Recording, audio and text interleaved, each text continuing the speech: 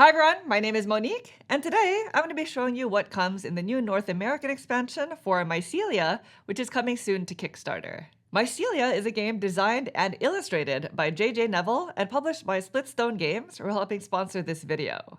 And in this game, players compete to fruit mushrooms by exploring and producing spores while trying to maintain their own personal networks. The base game was originally released in 2024, and now there is a new North American expansion that adds 35 new mushroom cards featuring fungi that are endemic to North America and brings the player count to up to 5 players. In addition, the expansion introduces 2 new mechanics, saplings and grandfather trees, which provide a new way to score points and strategically manage the spores that are distributed across the board. And so today, I'm going to be showing you how these 2 new mechanics play, but please keep in mind that everything that you see here is considered a prototype copy of the game, which means things are subject to change in the future. For more information regarding the new expansion, as well as the campaign, I've included a link to their Kickstarter in the description below. Last but not least, if you enjoy content like this and would like to see more in the future, please consider subscribing. And with that, we are ready to begin. So, if you please direct your attention to the center of the table, we're all set up here for a 3-player game of Mycelia with the North American expansion. Welcome to the Mushroom Kingdom. Now, if you've never played the base game Mycelia before, Mycelia is a tactical strategy game in which players compete to produce spores and grow mushrooms, scoring them points at the end of the game. And competition can be quite high in this game, because on your turn, you're only taking 2 actions out of a choice of 6. And in general, these actions allow you to explore, expanding the board into several different configurations as the game progresses. You can move your mother mushroom around the board, which dictates where you'll be able to send out your initial spores, sometimes even blocking other players' paths and claiming their spores for your own. And of course, you can fruit your mushrooms by spending spores you control that are on specific combinations of colored triangles.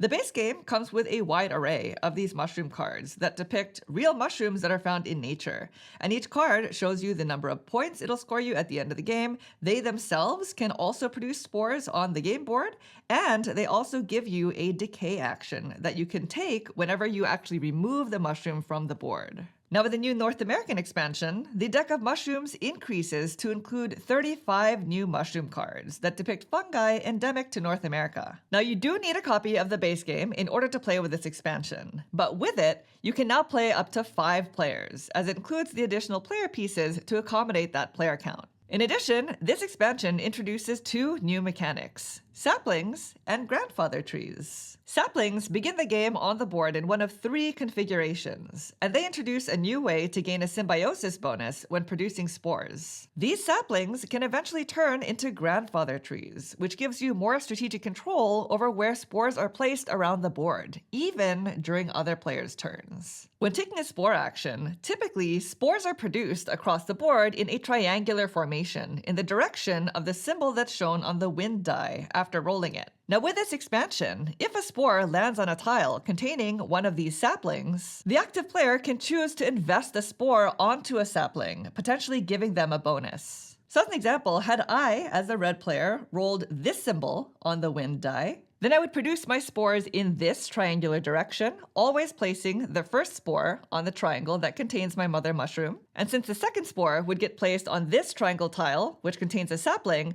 I can now choose whether or not to place my spore on that sapling, potentially gaining me a symbiosis bonus. Now, once a spore is on a sapling, it is no longer considered to be a part of your network, which means you cannot spend it in order to fruit mushrooms. And it cannot be removed or stolen via decay actions, unless specified by the card. In addition, even if you produce spores onto multiple tiles that contain saplings, you can only invest 1 spore per turn. And again, the benefit is that you can potentially gain a symbiosis bonus, but these bonuses are not guaranteed. The more spores there are on the sapling, the higher the likelihood of gaining a bonus. To see if you gain a symbiosis bonus, you'll need to roll the wind die. Now, there are 3 different symbols on the wind die. We call them O, U, and A.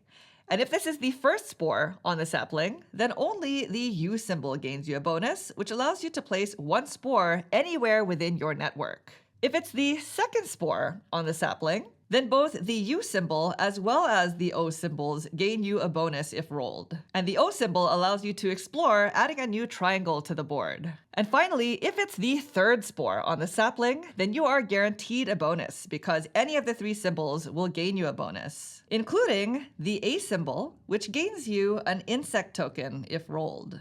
And when checking the number of spores on the sapling, these can be spores from any player colors. They don't all have to be yours. But that's essentially how gaining a symbiosis bonus works. And the expansion comes with a player aid that has a chart depicting the 3 different types of bonuses and the number of spores you need to have on the saplings in order to gain them. And over the course of the game, there will be more opportunities for you to add additional saplings to the board. Whenever a player takes the Explore action, adding a new triangle to the board, they now need to roll the Wind die, and a sapling gets added if the O symbol is rolled. Placing the sapling token on the triangle that was just added, and replacing it with a new token on top of the stack as a constant reminder of this. And lastly, saplings can eventually turn into the other new mechanic, which are grandfather trees. As soon as a sapling has 3 spores on it, and again, this can be any combination of player colors, so they do not all have to be the same player, then on your turn, you can age the sapling, which is a new type of action that is a part of this expansion. To age a sapling, not only does it have to have 3 spores on it,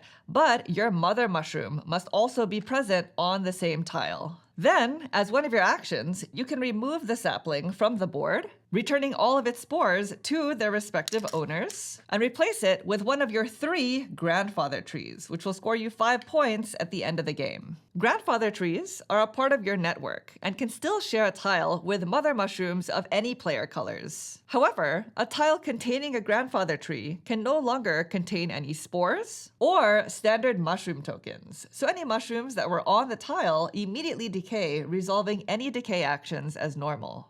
And from now on, anytime a spore is to land on a tile containing a grandfather tree, the owner of the tree must now redirect the spore to an adjacent tile of their choosing.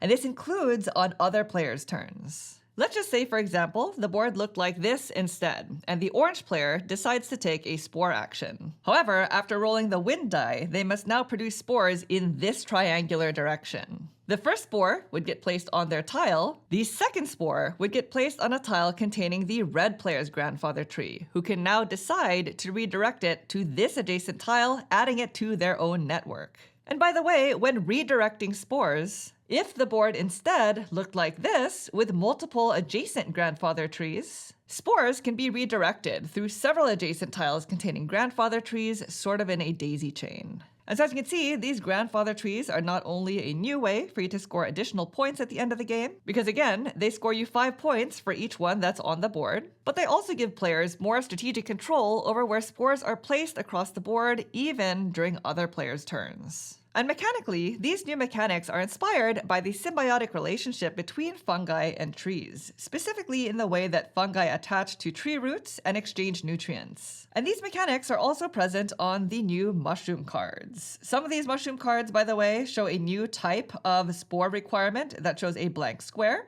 which indicates you can spend a spore of any color. And the cards feature 5 new decay actions that allow you to do things such as adding additional saplings to the board. Or some allow you to add spores to any sapling. And so as you can see, there is a wide variety of both mushrooms as well as decay actions that you'll see with this new expansion. And there you have it. That's essentially what comes in the new North American expansion for Mycelia.